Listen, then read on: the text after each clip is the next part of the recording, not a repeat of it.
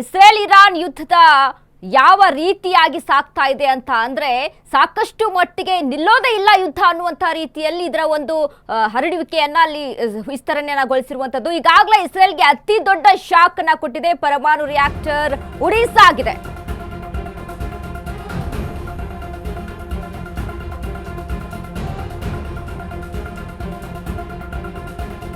ಹಾವಿನ ತಲೆ ಕತ್ತರಿಸಿದ್ದೇವೆ ಗಹಗಹಿಸಿದ America Trump. IRGC head office ಇರಾನ್ನ ಗುಪ್ತಚರ ಇಲಾಖೆಯ ಪ್ರಧಾನ ಕಚೇರಿ, ಐಆರ್ಜಿಸಿ ಏರ್ ಫೋರ್ಸ್ ಕಮಾಂಡ್ ಸೆಂಟರ್ಗಳು ಸಹ ಉಡಿಸಾಗಿದೆ. ಆಂತರಿಕ ಭದ್ರತೆಯ ಪ್ರಧಾನ ಕಚೇರಿಗಳ ಮೇಲೆಯೂ ಯುಎಸ್ ದಾಳಿ. ಇರಾನ್ನ ಕಮಾಂಡ್ ಮತ್ತು ಕಂಟ್ರೋಲ್ ವ್ಯವಸ್ಥೆಗೆ ಅಮೆರಿಕ ಹೊಡೆತ. ಇರಾನ್ನಲ್ಲಿ ಮುಂದುವರೆದ ಯುಎಸ್ ಇಸ್ರೇಲ್ ಜಂಟಿ ಆಪರೇಷನ್.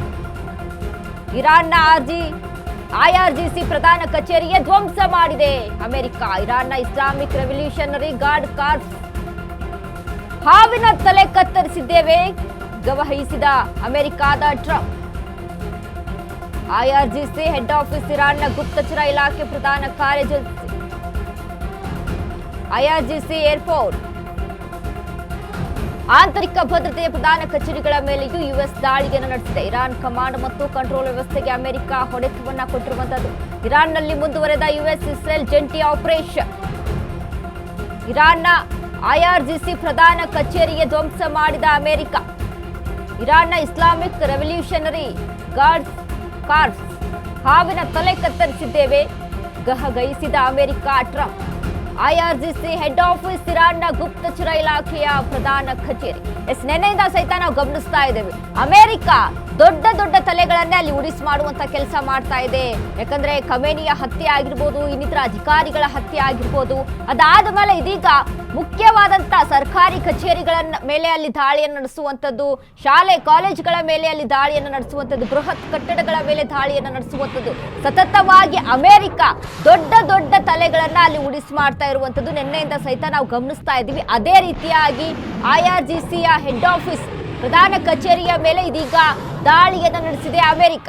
ಯಾಕಂದ್ರೆ ಎಷ್ಟೇ ರೀತಿಯಾಗಿ ಅಮೆರಿಕ ಸಹಿತ ಈಗ ಎಚ್ಚರಿಕೆಯನ್ನ ಕೊಟ್ಟರು ಕೂಡ ಯಾವುದೇ ರೀತಿಯಾಗಿ ಇರಾನ್ ಸಹಿತ ಡೋಂಟ್ ಕೇರ್ ಅಂತ ಈಗ ಯುದ್ಧದಲ್ಲಿ ಮುಂದೆ ಸಾಗ್ತಾ ಇದೆ. ಯಾಕಂದ್ರೆ ಪ್ರತಿರೋಧವನ್ನ ತೀರಿಸಿಕೊಳ್ಳೇಬೇಕು ಅನ್ನುವಂತಹ ಒಂದು ನಿಟ್ಟಿನಲ್ಲಿ ಇರಾನ್ ಸಹಿತ ಮುಂದೆ ಹೋಗ್ತಾ ಇರುವಂತದ್ದು.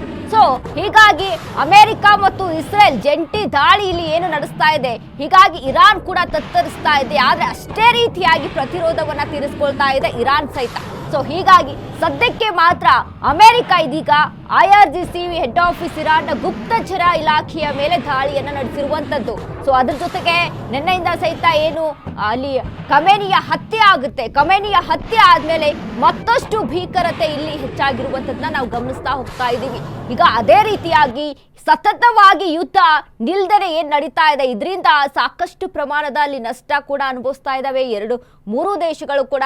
ಸೊ ಹೀಗಾಗಿ ಸದ್ಯ ಅಮೆರಿಕ ಆಗಿರ್ಬೋದು, ಇಸ್ರೇಲ್ ಆಗಿರ್ಬೋದು, ನೋಡಿ ಅಮೆರಿಕ ಮತ್ತು ಇಸ್ರೇಲ್ ಯುದ್ಧ ವಿಮಾನಗಳ ವಿಚಾರಕ್ಕೆ ಕುರಿತಂತೆ, ಯುದ್ಧ ಶಸ್ತ್ರಾಸ್ತ್ರಗಳ ವಿಚಾರಕ್ಕೆ ಕುರಿತಂತೆ ಅದು ಕೂಡ ಪ್ರಭಾವಿಯನ್ನ ಹೊಂದಿರುವಂತದ್ದು, ಬಲಾಢ್ಯವಾಗಿ ಬಲಿಷ್ಠವಾಗಿರುವಂತದ್ದು. ಬಟ್ ಇರಾನ್ ಹತ್ರನೂ ಕೂಡ ಅಷ್ಟೇ ಒಂದು ಬಲಾಢ್ಯವಾದಂತಹ ಕ್ಷಿಪಣಿಗಳನ್ನ ಸಹಿತ ಇರಾನ್ ಇಟ್ಕೊಂಡಿದೆ. ಸೊ ಹೀಗಾಗಿ ಪ್ರತಿರೋಧವನ್ನ ತೀರಿಸ್ಕೊಳ್ಳೋಕೆ ಒಂದ್ ಕಡೆ ಇರಾನ್ ಹೆಜ್ಜೆಯನ್ನ ಮುಂದಿಟ್ಟಿರುವಂತದ್ದು.